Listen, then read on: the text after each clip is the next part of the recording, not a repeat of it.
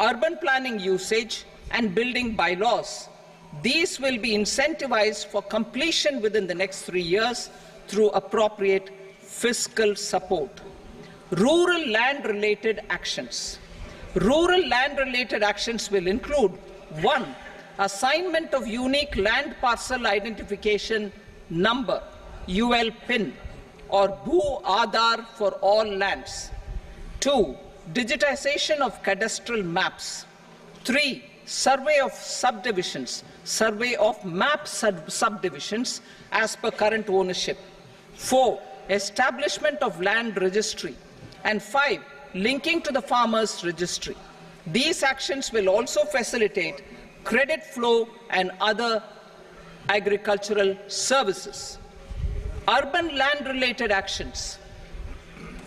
Land records in urban areas will be digitized with GIS mapping.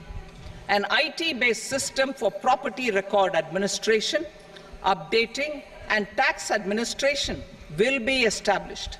These will also facilitate improving the financial position of urban local bodies. Labor-related reforms. Services to labor. Our government will facilitate the provision of a wide array of services to labor, including those for employment and skilling. A comprehensive integration of e-Shram portal with other portals will facilitate such one-stop solution. Open architecture databases for the rapidly changing labor market, skill requirements, and available job roles, and a mechanism to connect job aspirants with potential employers and skill providers will be covered in these services. Shram Suvidha and Samadhan portal. Shram Suvidha and Samadhan portal will be revamped to enhance ease of compliance for industry and trade. Capital and entrepreneurship related reforms, financial sector vision and strategy. For meeting financing needs of the economy, our government will bring out a financial sector vision and strategy document to prepare the sector in terms of size, capacity, and skills. This will set the agenda for the next 5 years and guide the work of the government, regulators, financial institutions, and market participants. Taxonomy for climate finance. We will develop taxonomy for climate finance for enhancing the availability of capital for climate adaptation and mitigation. This will support achievement of the country's climate commitments and green transition. Variable capital company structure. We will seek the required legislative approval for providing an efficient and flexible mode for financing leasing of aircrafts and ships and pooled funds of private equity through a variable company structure. Foreign direct investments and overseas investment. The rules and regulations for foreign direct investment and overseas investments will be simplified to 1.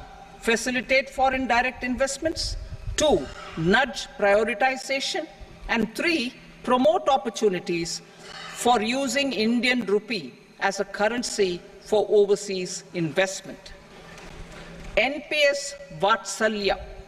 NPS Vatsalya, a plan for contribution by parents and guardians for minors, will be started. On attaining the age of majority, the plan can be converted seamlessly into a normal NPS account. Use of technology. We have successfully used technology for improving productivity and bridging inequality in our economy during the past 10 years. Public investment in digital infrastructure and innovations by the private sector have helped in improving access of all citizens, particularly the common people, to market resources, education, health and services.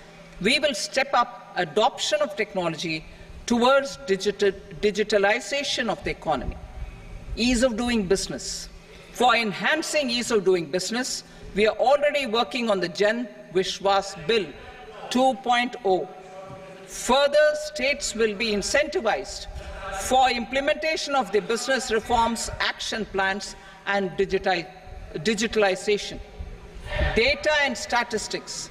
For improving data governance, collection, processing and management of data and statistics, different sectoral databases, including those established under the Digital India Mission, will be utilized with active use of technology tools. New pension scheme. The committee to review the NPS has made considerable progress in its work. I am happy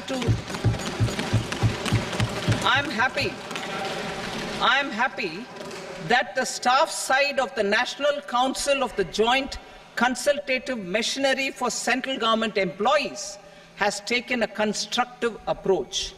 A solution will be evolved which addresses the relevant issues while maintaining fiscal prudence to protect the common citizens. Budget estimates for 24-25. For the year 24-25, total receipts other than borrowings and the total expenditure are estimated at 32.07 lakh crore rupees and 48.21 lakh crore rupees respectively. The net tax receipts are estimated at 25.83 lakh crore rupees. The fiscal deficit is estimated at 4.9% of the GDP. The gross and the net market borrowings through dated securities during 24-25 are estimated at 14.01 lakh crore rupees and 11.63 lakh crore rupees respectively. Both will be less than that in 23-24. The fiscal consolidation path announced by me in 2021 has served our economy very well, and we aim to reach the deficit below 4.5% next year. The government is committed to staying the course. From 2026-27 onwards, our endeavour will be to keep the fiscal deficit each year such that the central government's debt will be on a declining path as percentage of GDP. I will now move to Part B.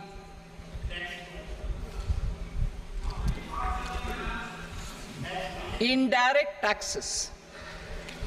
Sir, I start with GST. It has decreased tax incidence on the common man, reduced compliance burden and logistics cost for trade and industry, and enhanced revenues of the central and the state governments.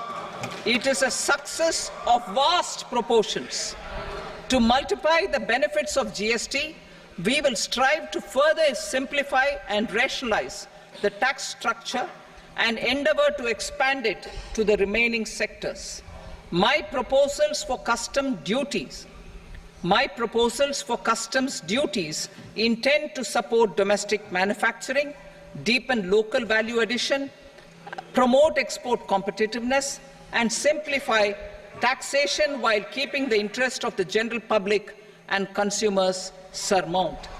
In Budget 22-23, we reduced the number of customs duty rates. I propose to undertake a comprehensive review of the rate structure over the next 6 months to rationalize and simplify it for ease of trade, removal of duty inversion, and reduction of disputes. I shall now take up sector-specific customs duty proposals. Medicine and medical equipments. To provide relief to cancer patients, I propose to fully exempt 3 more medicines from customs duties.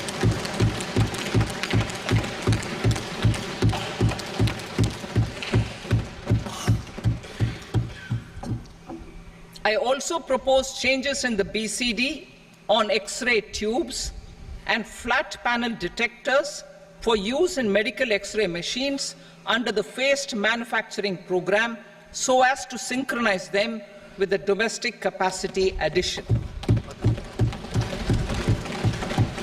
Mobile phone and related parts. With a threefold increase in domestic production and almost a 100-fold jump in exports of mobile phones over the last 6 years, the Indian mobile industry has matured. In the interest of consumers, I now propose to reduce the BCD on mobile phone, mobile PCBA, and mobile charger to 15%. Critical minerals. Minerals such as lithium, copper, cobalt, and rare earth elements are critical for sectors like nuclear energy, renewable energy, space, defense, telecommunications, and high-tech electronics. I propose to fully exempt customs duties on 25 critical minerals and reduce BCD on 2 of them. This will provide a major fillip to the processing and refining of such minerals and help secure their availability for these strategic and important sectors. Solar energy. Energy transition is critical in the fight against climate change.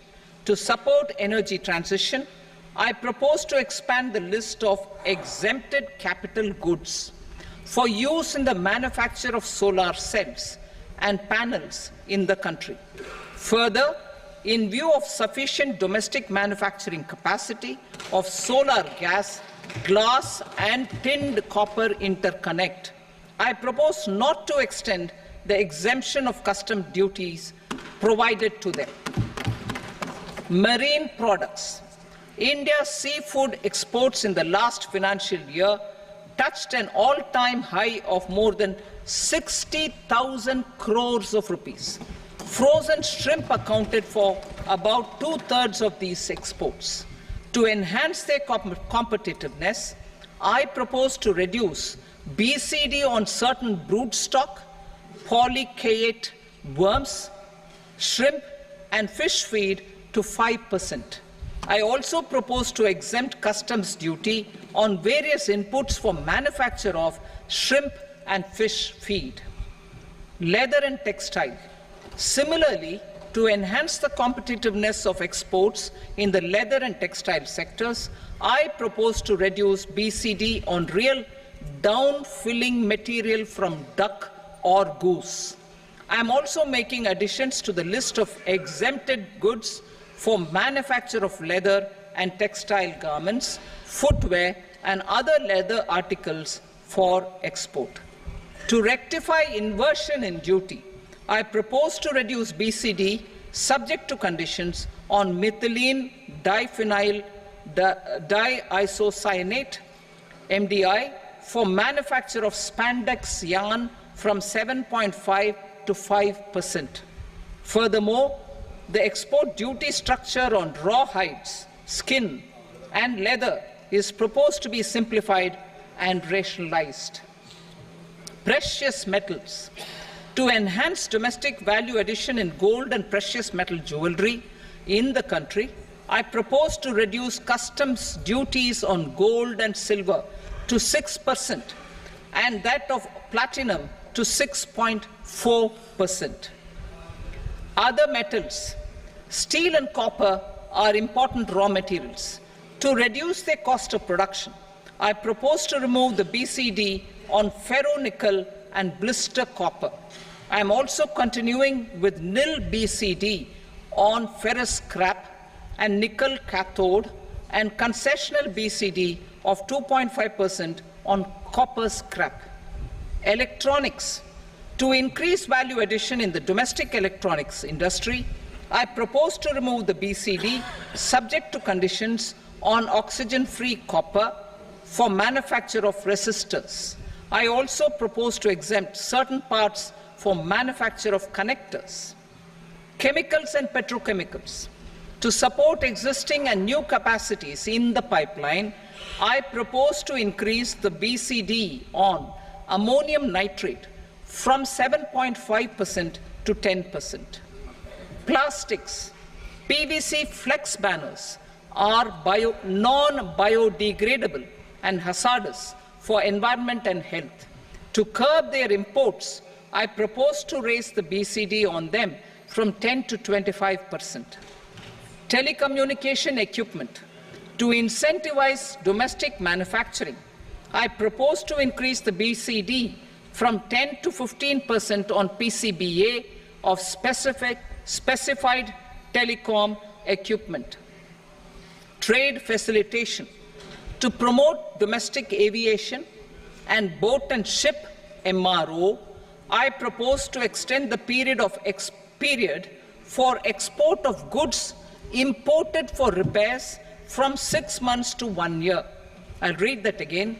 To promote domestic aviation and boat and ship maintenance, repair and operations, I propose to extend the period for export of goods imported for repairs from 6 months to 1 year. In the same vein, I propose to extend the time limit for re-import of goods for repairs under warranty from 3 to 5 years. I now move to direct taxes. We will continue our efforts to simplify taxes, improve taxpayer services, provide tax certainty, and reduce litigation while enhancing revenues for funding the development and welfare schemes of the government. It has been our endeavour to simplify taxation. We have taken a number of measures in the last few years, including introduction of simplified tax regimes without exemptions and deductions for corporate tax and for personal income tax. This has been appreciated by taxpayers. 58% of corporate tax came from the simplified tax regime in the financial year 22-23. Similarly, as per data available till now, for the last fiscal, more than 2/3 have availed the new personal income tax regime. Comprehensive review of the Income Tax Act. I am now announcing a comprehensive review of the Income Tax Act 1961. The purpose is to make the Act concise, lucid, easy to read and understand. This will reduce disputes and litigation, thereby providing tax certainty to the taxpayers.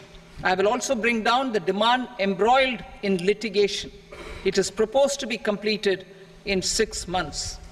A beginning is being made in the Finance Bill by simplifying the tax regime for charities, tedious rate structures, provisions of reassessment and such provisions, and capital gains taxation.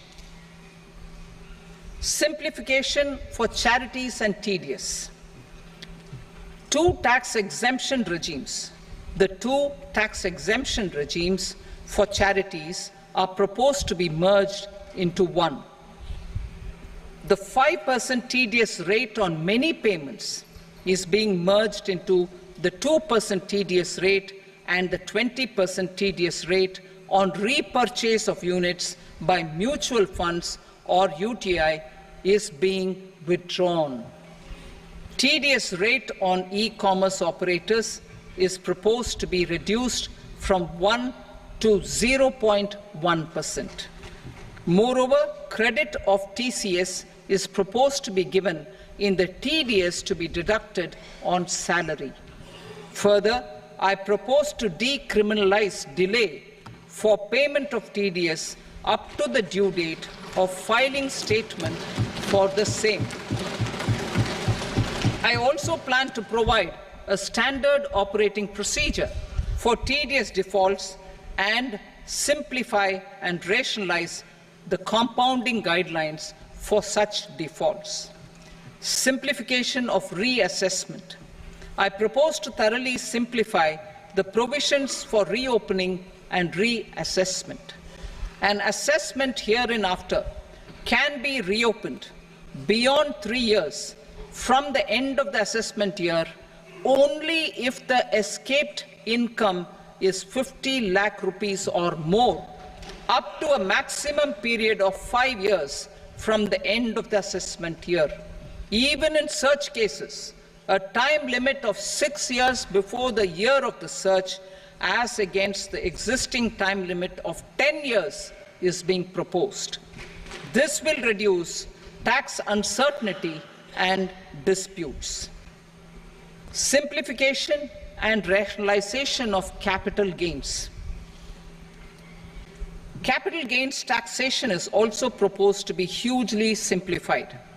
Short-term gains on certain financial assets shall henceforth attract a tax rate of 20%, while that on all other financial assets and all non-financial assets shall continue to attract the applicable tax rate.